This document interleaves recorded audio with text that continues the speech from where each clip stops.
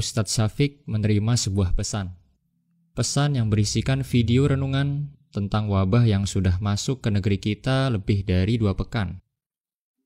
Beliau mengajak kami untuk menyebarkan video ini dengan harapan rakyat Indonesia lebih sadar diri. Khususnya bagi mereka yang menganggap enteng wabah ini, yang mengatakan, "Gak masalah, aku masih muda dan kuat. Semua orang berlebihan. Setiap penyakit pasti ada obat. Ngapain takut sama corona? Takut aja sama yang punya akhirat." Saudara, simak videonya, ambil pelajaran darinya, dan sebarkan ke keluarga, kerabat, dan teman-teman Anda. Ini dia videonya.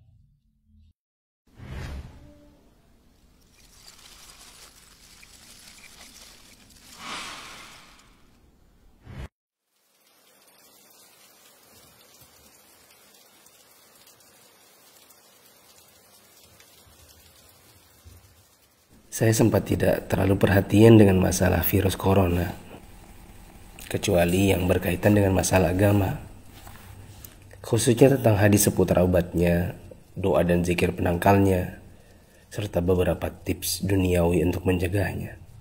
Mungkin karena saat itu corona belum hadir di Indonesia. Beritanya masih sekitaran Cina. Isinya tentang perjuangan pemerintah dan tenaga medis melawan corona di sana.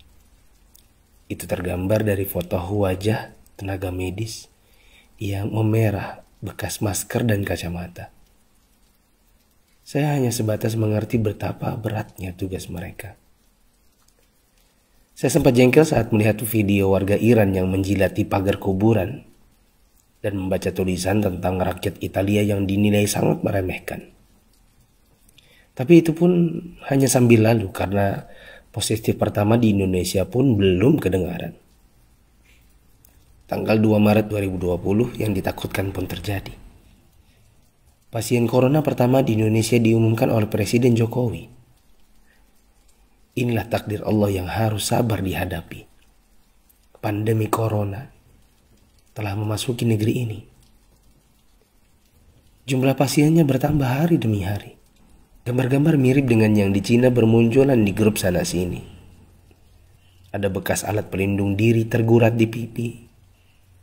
Tenaga medis bicara dengan kertasnya. "Kami kerja untuk kalian, mohon kalian tetap di rumah untuk kami." Ada juga yang bunyinya, "Haus, ingin minum, tapi gak berani." Seorang dokter yang sudah sepuh dalam balutan baju perang seolah berkata, "Jikapun ajal datang, tidak mengapa. Karena raga yang sudah tua ini memang harus ikut berjuang, tidak hanya bisa berdiam diri." Ikatan Dokter Indonesia menyampaikan bela sungkawa karena 7 orang dokter di garda depan meninggal.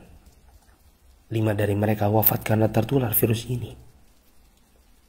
Seorang dokter muda hanya berdiri di luar pagar saat menemui keluarganya karena takut membawa virus dari luar. Meskipun foto ini aslinya dari Malaysia. Ternyata APD medis harganya sangat mahal dan sekali pakai saja. Saking krusialnya, para ulama dan ustadz-ustadz yang mumpuni ilmunya sampai mengeluarkan fatwa bolehnya tim medis sholat tanpa wudhu, tanpa tayamum, lantaran pelindung dirinya tidak boleh sembarang dibuka. Tak hanya itu, ada juga fatwa sahnya sholat meskipun ada najis. Karena baju medis ini bukan baju biasa. Sekali dipakai untuk satu shift jaga, berjam-jam tanpa makan, minum, bahkan buang air dengannya menggunakan pampers orang dewasa. Bayangkan lagi jika dokter dan perawat wanitanya adalah ibu atau saudari kita yang sedang mengalami datang bulan. Dan lagi deras-derasnya. Atau dia istri kita yang harus berjuang di rumah sakit, sementara punya bayi yang juga harus disusui tapi tak bisa.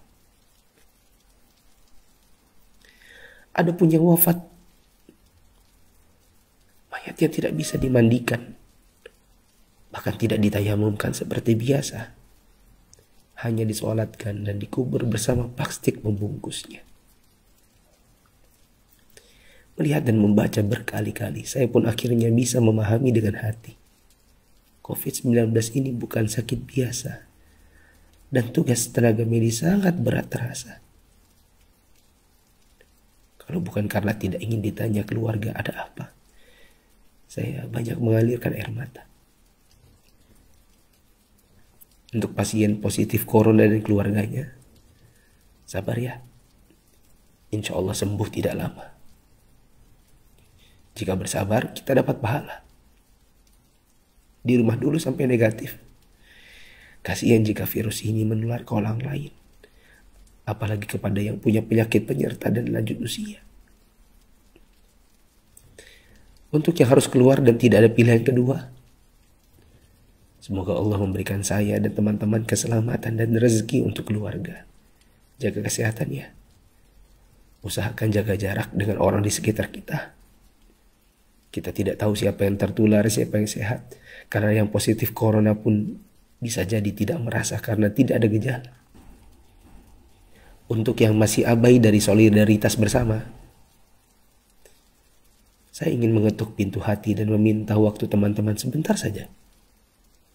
Yuk kita berpikir bersama. Jika teman-teman menggunakan media sosial atau punya kotak kaca media massa, teman-teman pasti sudah mendengar berbagai penjelasan wabah yang melanda. Pemerintah, dokter, para pakar sudah bicara. Dari wawancara hingga rekaman video HP sederhana. Para ahli statistika mengemukakan data dengan tabel, grafik, dan semua media yang mereka punya. Teman-teman pun tinggal ketik halo di WA COVID-19 dan bertanya dengan input satu huruf saja. Jika data itu jelimet untuk dibaca, mungkin teman-teman bisa nonton versi kartunnya. Semua tenaga sudah dikerahkan oleh berbagai kalangan untuk membuka mata hati kita. Jika tidak ada waktu untuk membaca, meme korek api pun sudah tersebar di mana-mana. Sampai-sampai ada yang berpikir, mungkin kalau simulasi penularan virus corona ini pakai video game, barulah anak muda yang meremehkan corona akan mengerti dan percaya. Mereka pun membuatkan potongan video gamenya. Artinya, jika usaha seperti ini masih belum menyadarkan kita, entah dengan cara apa lagi. Apakah tongkrongan kita butuh ditembaki dengan gas air mata baru kita mau meninggalkannya? Pemerintah tidak minta uang dari kita. Mereka hanya ingin kita mengikuti arahan mereka. Untuk yang menimbun dan menipu, semoga Allah memberikan teman-teman hidayah dan memaafkan dosa-dosa kita semua. Dan menimbun barang yang dibutuhkan masyarakat saat masa sulit itu termasuk dosa. Rasulullah SAW bersabda, la yahtakiru illa khati. Tidaklah menimbun barang kecuali orang yang berdosa. Terlebih lagi bila menipu dan berdusta. Kami hampir tertipu dengan penawaran masker murah yang tadinya kami akan bagikan gratis kepada orang-orang yang membutuhkannya. Di mana hati kita? Apa kita bisa tertawa saat orang lain menderita? Teman, turunkanlah harganya ke harga normal jika engkau tidak bersedia menggratiskannya. Seperti pahlawan jalanan yang membagikannya. Untuk yang kaya. Kaya yang sesungguhnya itu adalah jika harta itu bermanfaat bagi orang di sekitar kita. Bukan hanya untuk pribadi semata. Yakinlah kekayaan, saldo ATM, rumah miliaran, outfit jutaan, mobil mewah memang membuat kita besar di mata manusia, tapi tidak ada artinya di sisi Allah yang Maha Kaya jika tidak menghasilkan amal dan pahala.